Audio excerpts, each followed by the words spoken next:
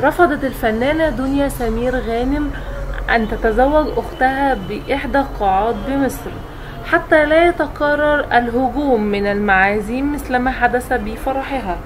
فاشترطت الفنانة إيمي سمير غانم من الفنان حسن الرداد إقامة حفل زفافها بأحد الفنادق في الجونة، مؤكدة أنها بهذه الطريقة ستتجنب حضور أشخاص غير مدعوين للزفاف، مضيفة أنها تميل إلى إقامة هذا الحفل بعيد عن الإعلام والصحافة. إيمي لم تكن راضية عن حفل زفاف شقيقتها دنيا سمير غانم وزوجها الإعلامي رامي رضوان، حيث أكدت أنه كان يعاني من الفوضى بسبب كثرة الحضور وانعدام التنظيم، وتخشى أن يلقي حفل زفافها نفس المصير.